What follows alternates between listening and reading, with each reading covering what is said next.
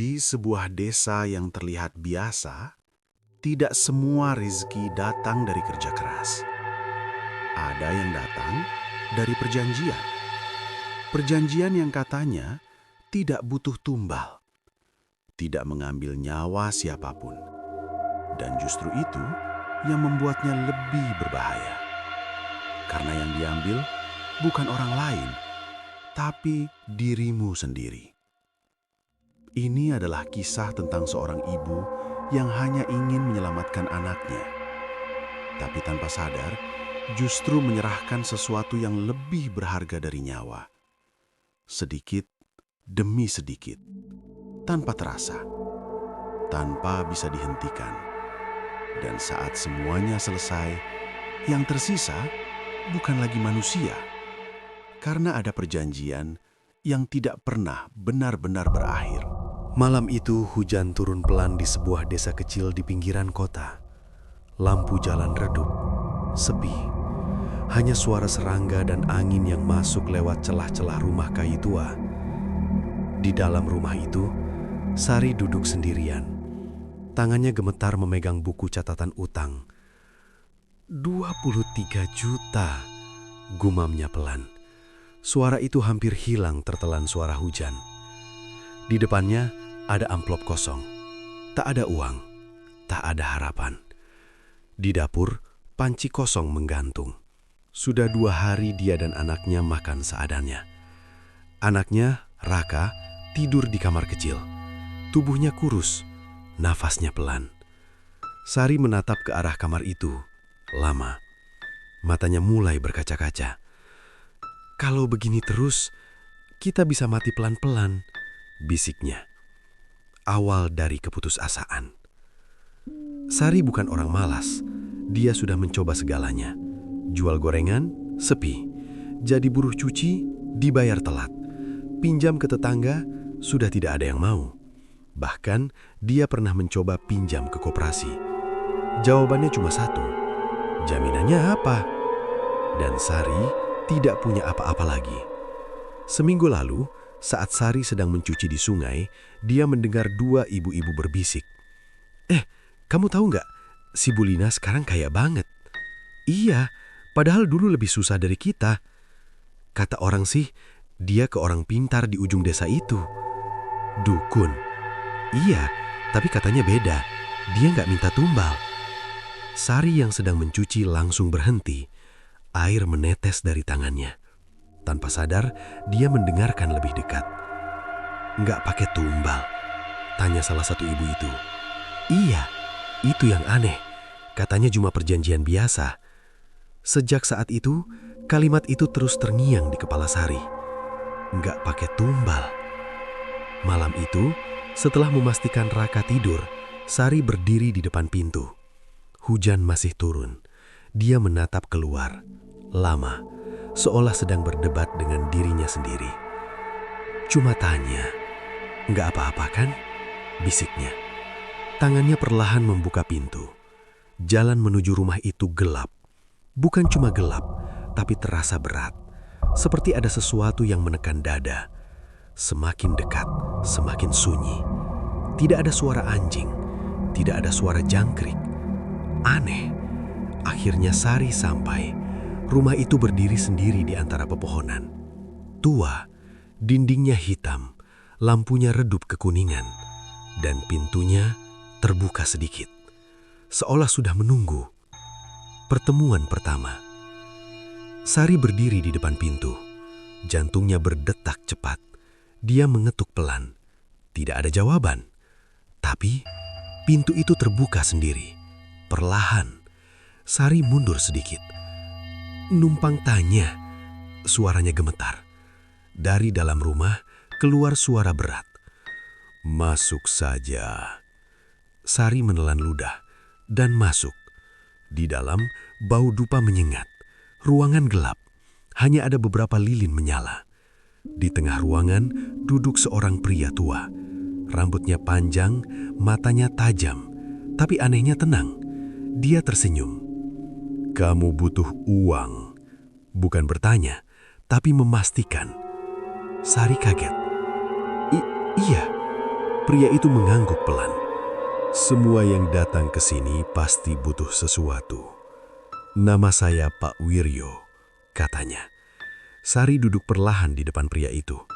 Tangannya dingin. "Saya dengar Bapak bisa membantu," kata Sari pelan. Pak Wiryo tersenyum tipis. "Bisa." Jawabannya terlalu cepat, terlalu yakin. "Tanpa tumbal," lanjut Sari ragu. Pak Wiryo tertawa kecil. "Orang selalu takut dengan kata tumbal." Dia mendekat sedikit. "Kalau saya bilang kamu bisa kaya tanpa mengorbankan siapapun?" Sari terdiam, matanya membesar. "Benar, nggak ada yang mati, nggak ada yang hilang?" Pak Wiryo berhenti sebentar, lalu menatap langsung ke mata Sari. "Tapi tetap ada harga." Sari menelan ludah. "Harga apa?" Pak Wiryo tersenyum, pelan, dingin. "Kamu sendiri." Ruangan tiba-tiba terasa lebih dingin. Sari tidak langsung mengerti. "Maksudnya?" Pak Wiryo mengangkat tangannya. "Bukan sekarang, bukan langsung." Dia menunjuk ke dada Sari, sedikit demi sedikit. Sari merinding. "Apa maksudnya?" Pak Wiryo tidak langsung menjawab. Dia hanya berkata pelan, "Semua yang kamu inginkan akan kamu dapat. Uang, usaha lancar, hidup berubah. Tapi setiap rezeki yang kamu terima akan mengambil sesuatu darimu." Sari langsung berdiri. "Ambil apa?" Pak Wiryo tersenyum lagi. Kali ini lebih menyeramkan. "Kamu akan tahu nanti." Hujan di luar semakin deras. Sari berdiri di tengah ruangan gelap itu. Di satu sisi, dia takut. Di sisi lain, dia tidak punya pilihan.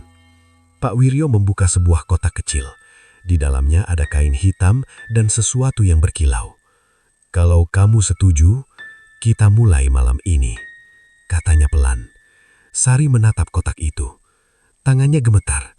Di pikirannya muncul wajah Raka, anaknya. Kurang makan, kurang sehat. Lalu suara Pak Wiryo kembali terdengar. "Ini satu-satunya jalanmu." Sari perlahan mengulurkan tangannya, hampir menyentuh isi kotak itu. Dan saat itu, angin tiba-tiba masuk dari jendela. Lilin padam satu persatu. Ruangan jadi gelap. Dan dalam gelap itu, Sari mendengar sesuatu berbisik, tepat di belakang telinganya. "Jangan." Sari langsung menoleh. Tapi tidak ada siapa-siapa. Pak Wiryo tersenyum, lebih lebar dari sebelumnya.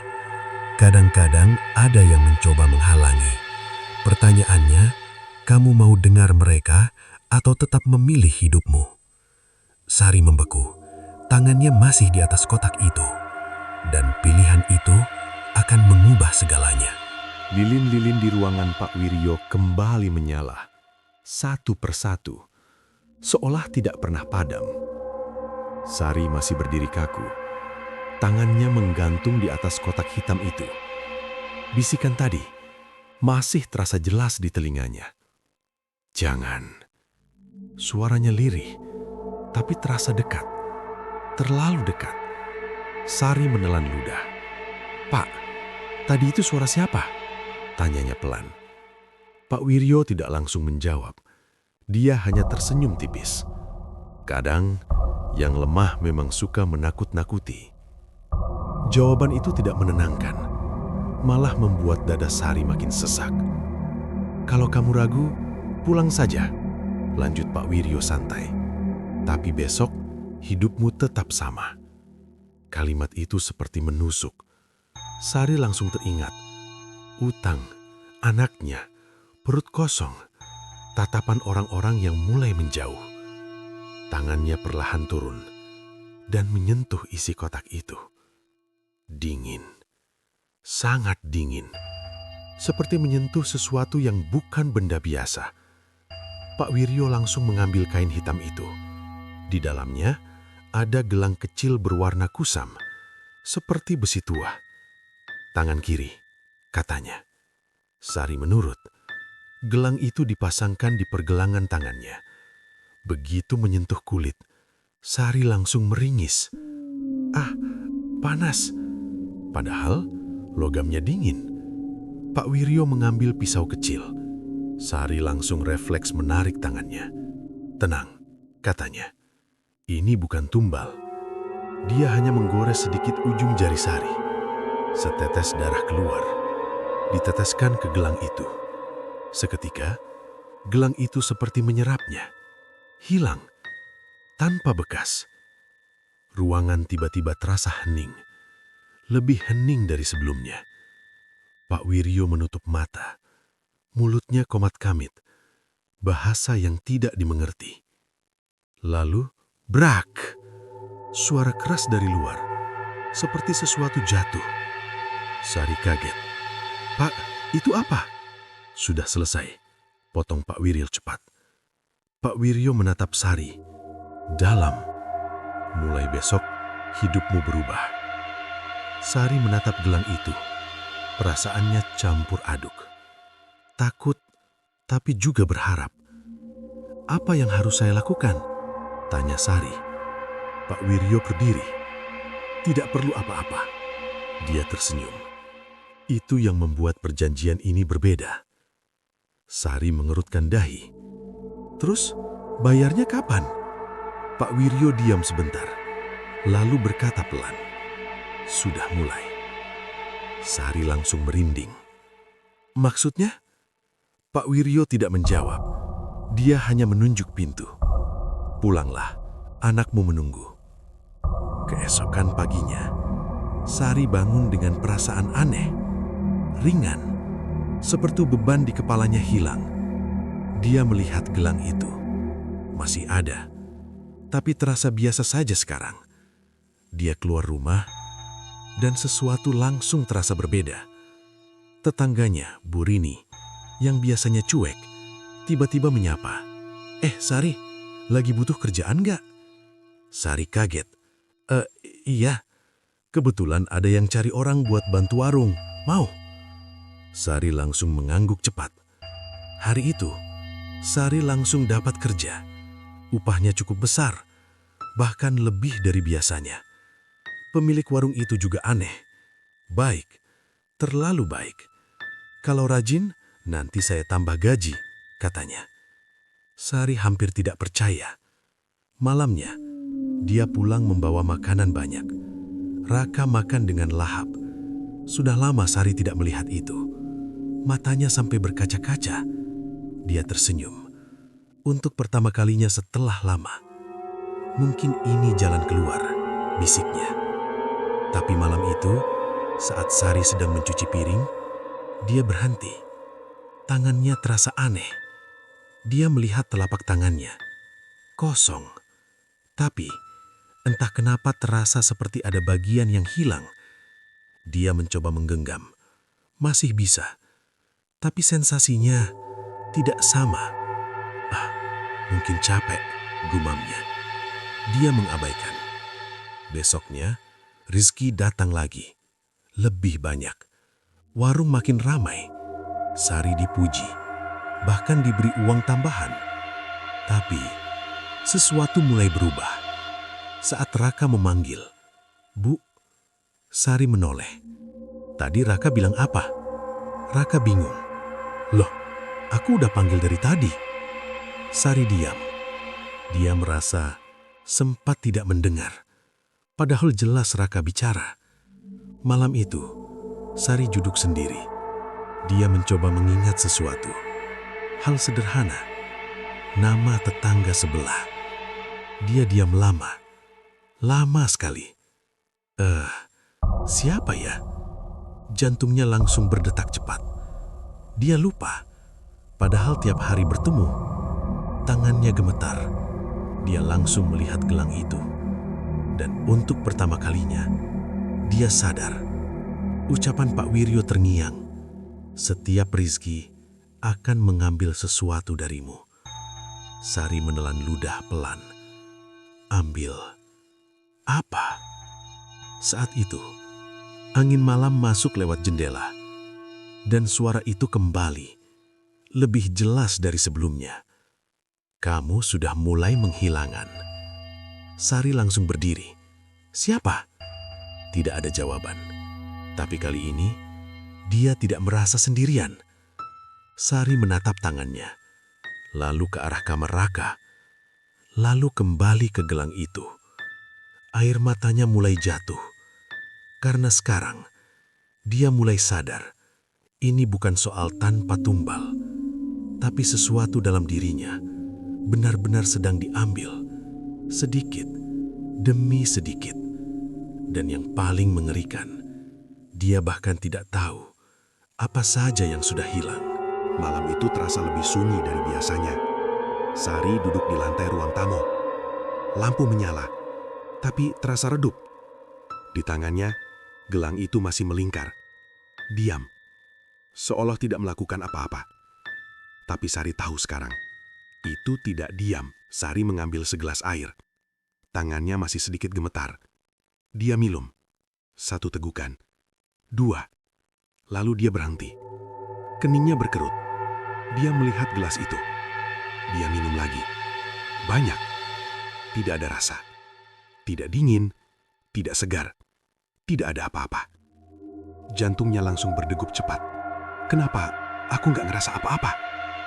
Dia berdiri cepat, menuju dapur, mengambil garam, menaruh sedikit di lidah. Tidak terasa. Tangannya mulai gemetar hebat. Enggak, ini enggak normal. Ibu, suara Raka dari belakang. Sari menoleh cepat. Raka mendekat. Wajahnya polos, tapi matanya seperti khawatir. Ibu kenapa? Sari ingin menjawab, tapi dia diam. Ada yang aneh. Dia melihat wajah anaknya itu lama. Terlalu lama. Kamu... Sari menelan ludah. Kamu... siapa? Raka langsung mundur. Ibu, detik itu juga. Sari merasa seperti kepalanya dihantam sesuatu. Ingatan itu kembali. Cepat. Menusuk. Raka! Sari langsung memeluk anaknya. Nafasnya tidak beraturan. Ibu cuma pusing. Raka diam. Tapi pelukannya pelan. Takut. Sari tidak tidur. Dia duduk di samping Raka yang sudah tertidur. Matanya kosong. Tangannya perlahan menyentuh wajah anaknya. Seolah memastikan, aku hampir lupa. Suaranya pelan, penuh ketakutan. Dia menatap gelang itu lagi. Dan untuk pertama kalinya, dia benar-benar merasa ingin melepasnya. Dia mencoba menariknya. Kuat, tidak bisa. Dia ambil sabun, minyak, air, tetap tidak bisa. Seolah gelang itu sudah menyatu. Besoknya, Sari tetap bekerja. Tapi semuanya terasa aneh. Suara orang-orang seperti jauh. Saat pelanggan bicara, dia harus fokus keras untuk mengerti. Bu, ini kembaliannya. Sari menatap uang di tangannya. Dia lupa cara menghitung. Dia diam terlalu lama, sampai pelanggan itu menatap heran. Ibu nggak apa-apa? Sari tersenyum paksa. Iya, cuma capek. Siang hari, Sari tanpa sengaja menyentuh panci panas. Tapi dia tidak menarik tangannya. Tidak ada rasa sakit. Orang di sebelahnya kaget. Bu, panas itu. Sari baru tersadar. Dia melihat tangannya. Kulitnya merah. Sedikit melepuh. Tapi tidak terasa apa-apa. Dia mulai panik. Pulang kerja, Sari langsung duduk. Nafasnya berat. Ini bukan capek. Ini bukan sakit biasa. Dia ingat kata-kata itu lagi. Setiap rezeki akan mengambil sesuatu darimu. Air matanya mulai jatuh. Ini yang diambil. Malam itu, Raka tidur lebih cepat. Sari duduk sendirian. Tiba-tiba, lampu berkedip. Sekali, 2 kali. Dan mati. Rumah jadi gelap. Sari diam, tidak bergerak. Dan di dalam gelap itu, dia mendengar sesuatu. Langkah kaki. Pelan. Di dalam rumah, Sari langsung berdiri. Siapa? Tidak ada jawaban. Langkah itu berhenti. Lalu suara itu terdengar lagi. Tepat di belakangnya. Sudah mulai. Sari membeku. Nafasnya tertahan. Dia tidak berani menoleh. Siapa kamu? Suara itu lebih dekat, lebih jelas. Yang mengambil apa yang kamu tukar. Air mata Sari jatuh. Aku nggak pernah setuju. Suaranya pecah. Suara itu tertawa pelan. Kamu sudah menyentuhnya. Sari langsung lari ke pintu. Membukanya. Keluar. Hujan turun lagi. Deras. Dia berlari tanpa arah. Menuju satu tempat. Rumah Pak Wiryo. Sari sampai di depan rumah itu. Terengah-engah. Basah kuyup. Dia langsung mengetuk pintu. Keras. Pak Wiryo, buka! Tidak ada jawaban. Dia dorong pintunya. Terbuka. Kosong. Tidak ada siapa-siapa. Tidak ada lantia. Tidak ada dupa. Seolah rumah itu tidak pernah dihuni. Sari berdiri di tengah ruangan kosong itu. Tubuhnya gemetar. Dan di dinding ada tulisan dengan sesuatu yang hitam. Tidak bisa dihentikan. Sari mundur perlahan. Air matanya jatuh tanpa suara. Karena sekarang dia sadar ini bukan sesuatu yang bisa dia hentikan. Dan ini baru permulaan. Hujan masih turun saat Sari berdiri di dalam rumah kosong itu. Nafasnya tidak beraturan.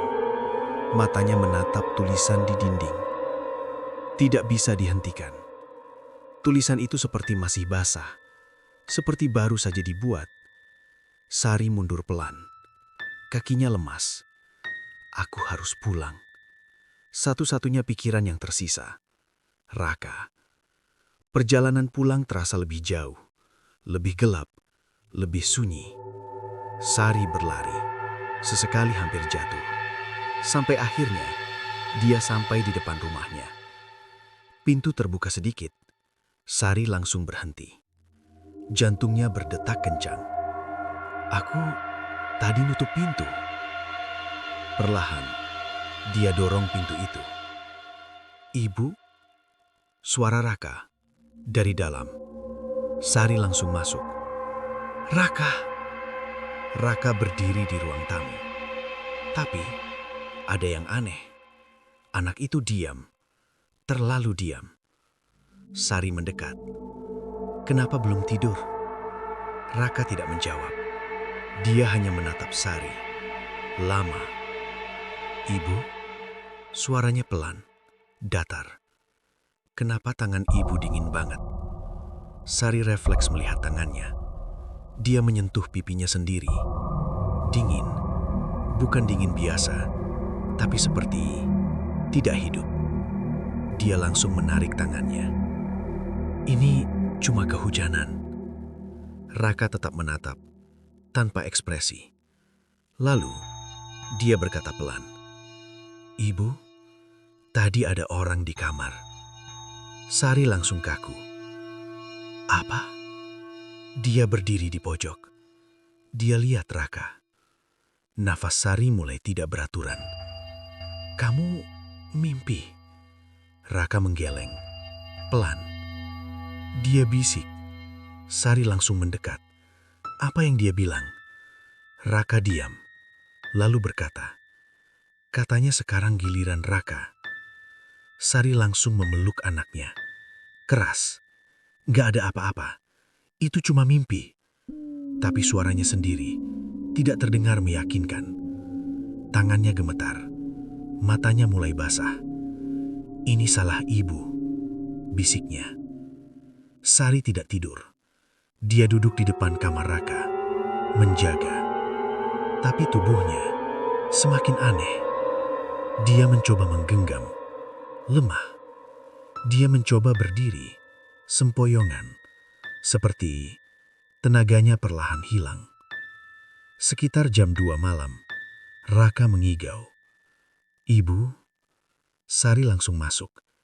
Raka, anaknya menggeliat, nafasnya cepat. Ibu, gelap. Padahal lampu menyala. Sari membeku.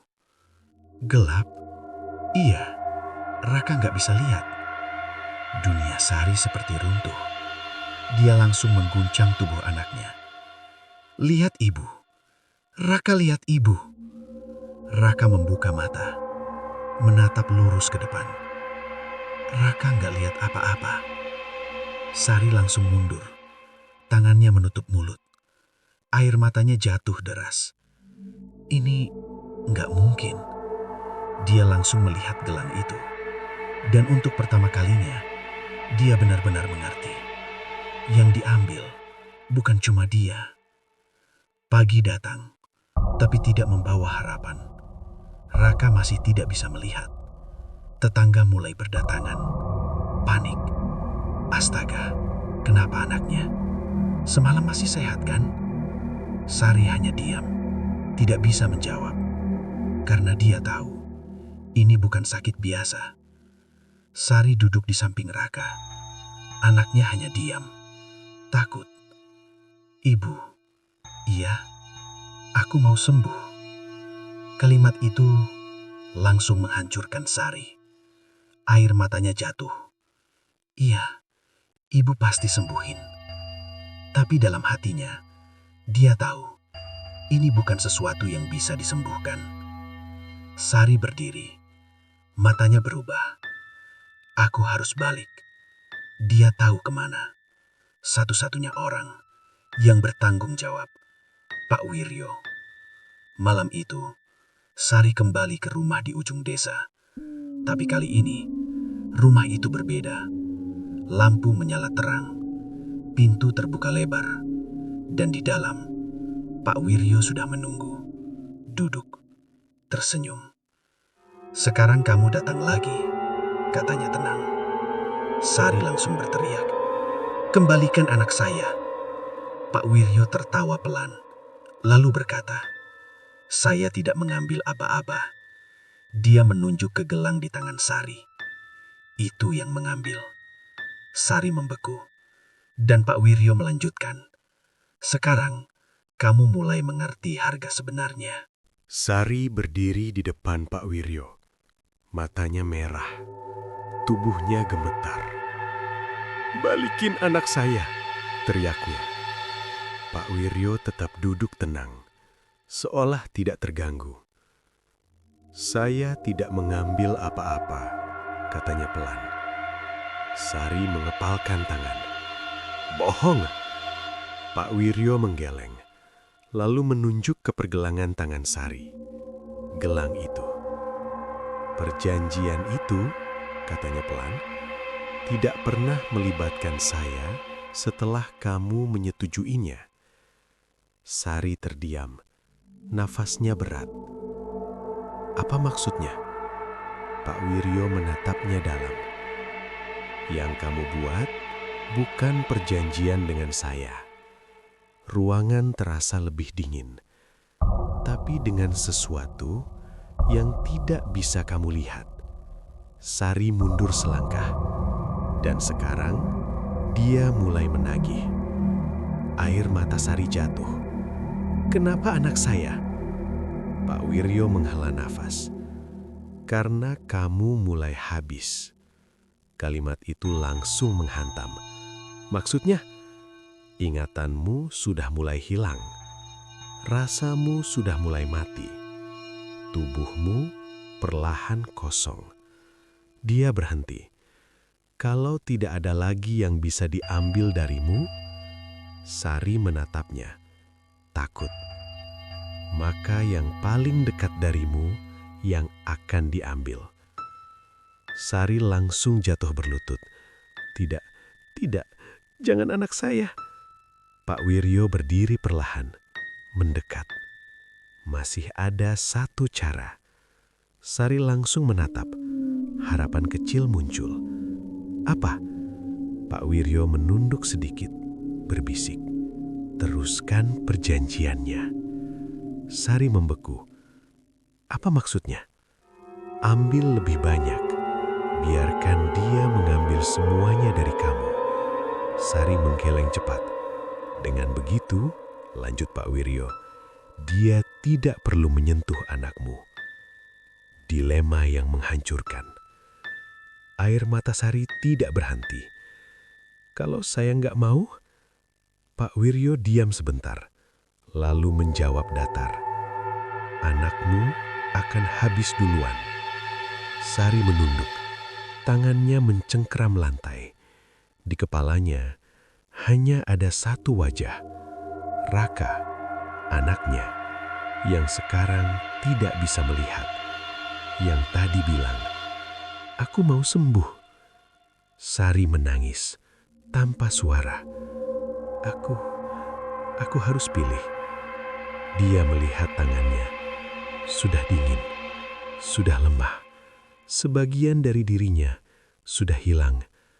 Kalau aku lanjut, bisiknya, aku bakal jadi apa?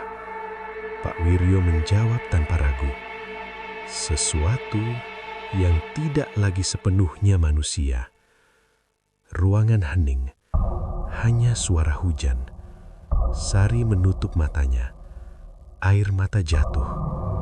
Lalu, perlahan, dia mengangkat kepalanya. Kalau saya lanjut, Pak Wiryo diam, menunggu. Anak saya benar-benar aman. Pak Wiryo tersenyum tipis. Selama masih ada yang bisa diambil darimu, ya. Sari tertawa kecil, tapi kosong. Ambil saja, katanya pelan. Ambil semuanya dari saya. Air matanya terus jatuh. Asal bukan anak saya. Pak Wiryo mengangguk. Dia mengambil kotak itu lagi, membukanya. Kali ini, isinya berbeda. Ada sesuatu yang bergerak di dalam. Hitam, seperti asap tapi padat. Sari menatapnya, takut. Pegang, kata Pak Wiryo.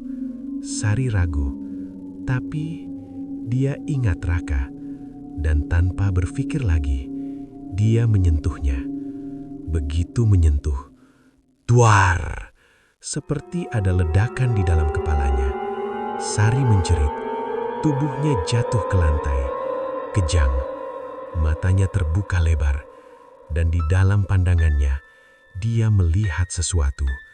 Bukan manusia, sosok hitam, tinggi, tanpa wajah, mendekat. Sosok itu berbisik, berikan lebih banyak, berikan lebih banyak. Sari menangis, ambil saja, tapi jangan anak saya. Sosok itu diam, lalu menyentuh dada Sari.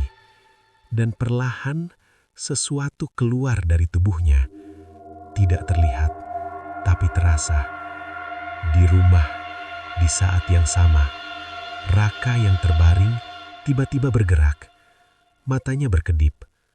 Perlahan, dia melihat. Ibu, penglihatannya kembali. Tapi Sari di tempat lain, terbaring lemah. Nafasnya pelan, matanya kosong. Dan sekarang, sesuatu yang jauh lebih besar sudah terikat padanya. Sari terbaring di lantai rumah Pak Wiryo. Tubuhnya diam. Matanya terbuka, tapi kosong. Pak Wiryo berdiri di sampingnya, menatap, tanpa ekspresi. Sudah mulai masuk lebih dalam. Gumamnya pelan, perlahan. Jari Sari bergerak, kaku, tidak alami. Lalu tubuhnya bangkit. Tapi bukan seperti orang bangun, seperti ditarik.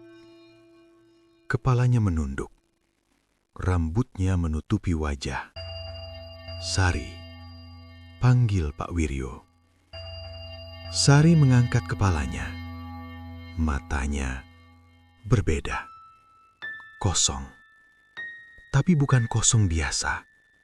Seperti ada sesuatu lain yang melihat dari dalam. Sudah. Suara itu keluar. Serak. Berat.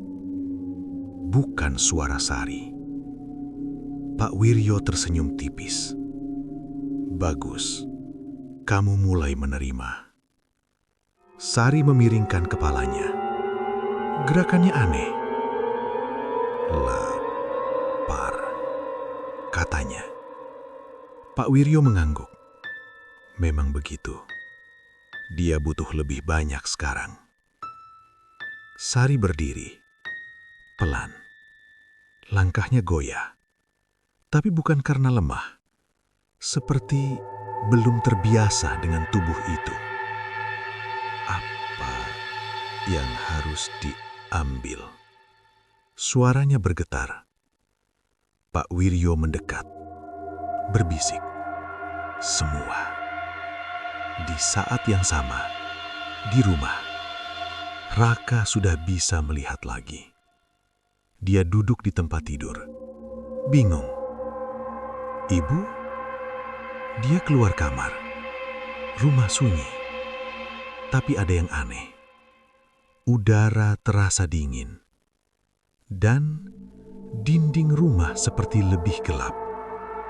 Seolah sesuatu berubah. Pintu rumah terbuka. Raka menoleh. Ibu? Sari berdiri di sana. Diam. Tidak menjawab. Raka tersenyum kecil. Langsung berlari.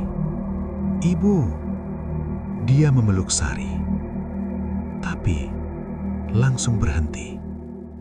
Tubuh ibunya dingin, kaku. Seperti memeluk sesuatu yang tidak hidup. Sari pelan-pelan mengangkat tangannya, membalas pelukan. Tapi gerakannya terlambat, tidak alami. Raka, katanya. Suaranya datar, tanpa hangat. Raka mundur sedikit, menatap wajah ibunya. Ibu, kenapa suaranya aneh? Sari diam, lalu tersenyum. Tapi senyum itu tidak benar. Terlalu lebar, terlalu kosong. Malam itu, Raka tidak bisa tidur. Dia melihat ibunya duduk di ruang tamu, tidak bergerak, berjam-jam, hanya duduk, menatap ke depan, tanpa berkedip. Ibu, tidur, kata Raka pelan. Tidak ada jawaban. Sekitar jam 3 pagi, Raka terbangun. Haus. Dia keluar kamar dan melihat sesuatu. Sari berdiri di dapur, membelakangi. Tubuhnya membungkuk, seperti sedang makan sesuatu. Suara kunyahan pelan terdengar. Raka mendekat pelan. Ibu, Sari berhenti. Pelan-pelan, dia menoleh. Mulutnya hitam, seperti dipenuhi sesuatu. Matanya kosong, dan di tangannya ada sesuatu yang hitam pekat. Tidak jelas bentuknya, tapi bergerak. Ibu, lapar, katanya pelan. Raka langsung mundur, ketakutan. Itu apa? Sari menatapnya. Lalu senyumnya muncul lagi. Bukan kamu. Kalimat itu harusnya menenangkan, tapi justru lebih menakutkan. Di dalam tubuhnya, jauh di dalam, Sari masih ada. Dia melihat semuanya. Dia sadar. Tapi dia tidak bisa mengontrol. Air mata jatuh dari matanya. Satu sisi tubuhnya menangis. Sisi lain tersenyum. Sari perlahan melangkah mendekati Raka. Raka mundur. Ibu, jangan. Sari berhenti. Tubuhnya bergetar. Seperti ada dua hal yang saling tarik. Lalu, dari mulutnya keluar dua suara sekaligus. Pergi dan mendekat. Raka berbeku. Dan saat itulah lampu rumah tiba-tiba mati. Gelap total. Dan dalam gelap itu terdengar suara langkah semakin dekat. Lampu rumah mati tanpa sisa cahaya. Raka berdiri kaku, nafasnya tercekat. Di depannya ada sesuatu. Langkah kaki itu berhenti, tepat di hadapannya. "Ibu," suara Raka bergetar. Tidak ada jawaban. Lalu, lampu menyala kembali. Sari berdiri di sana, diam, wajahnya normal. Tidak ada hitam di mulutnya, tidak ada senyum aneh, seolah tidak terjadi apa-apa. "Ibu?" Raka mendekat sedikit. Sari berkedip. "Kenapa kamu bangun?" tanyanya lembut. Suara itu normal, hangat. Raka langsung berlari dan memeluknya. "Ibu, tadi gelap." Sari membalas pelukan itu. Kali ini hangat. "Ibu di sini," katanya pelan. Pagi datang. Sari memasak. Seperti biasa. Raka duduk di meja. Masih sesekali melirik. "Ibu, tadi malam," katanya pelan. Sari tersenyum. "Kamu mimpi." Jawaban itu cepat. Terlalu cepat. Raka diam. Ada yang tidak pas. Sari berjalan ke dapur. Langkahnya normal. Tapi saat dia lewat cermin, pantulannya terlambat bergerak. Hanya sepersekian detik, tapi cukup. Sari berhenti, menatap cermin itu. Pantulannya tersenyum lebih dulu. Sari langsung memalingkan wajah. Nafasnya sedikit berat. Di dalam dirinya, Sari masih ada. Dia melihat, dia sadar, tapi dia tidak selalu memegang kendali. Kadang, dia hilang, dan sesuatu yang lain mengambil alih. Siang hari, Sari kembali bekerja. Semua terlihat normal, tapi orang-orang mulai sadar. "Bu Sari, kok sekarang beda ya? Lebih dingin. Tatapannya aneh." Sari hanya tersenyum, tapi tidak ada rasa di balik itu. Seorang pelanggan menjatuhkan uang. Sari memungutnya. Tangannya tidak berkedip saat menyentuh lantai kotor. Dia bahkan tidak terlihat berkedip sama sekali. "Bu, ibu nggak apa-apa?" tanya orang itu. Sari menatapnya. Lama, terlalu lama. "Tidak apa-apa," jawabnya datar. Orang itu langsung merinding. Malam itu, Raka tidak tidur. Dia pura-pura memejamkan mata, mengamati. Sekitar jam 2, Sari bangun. Pelan, tidak bersuara. Dia berjalan ke ruang tengah, duduk, lalu berbicara. "Iya." Sunyi. "Iya, masih ada." Raka membuka mata sedikit, mengintip dari kamar. Ibunya berbicara sendiri, tapi seperti sedang menjawab sesuatu. Belum habis, masih bisa diambil. Raka menahan nafas. Lalu, Sari berkata pelan, "Anaknya, nanti saja." Dunia Raka seperti berhenti. Tangannya langsung gemetar. Di dalam tubuh itu, Sari menjerit, "Jangan anakku!" Tapi tidak keluar, tidak terdengar. Yang keluar tetap suara itu, tenang, dingin. Tiba-tiba, Sari berhenti berbicara. Tubuhnya kaku. Lalu, kepalanya menoleh pelan ke arah kamar Raka. Matanya langsung tepat menatapnya. Padahal Raka bersembunyi. "Ibu, tahu kamu belum tidur," katanya pelan. Raka membeku. Sari berdiri, melangkah ke arah kamar. Pelan, setiap langkah terdengar jelas. Raka mundur ke pojok. "Ibu, jangan!" Sari berhenti di depan pintu. Diam, lalu tersenyum.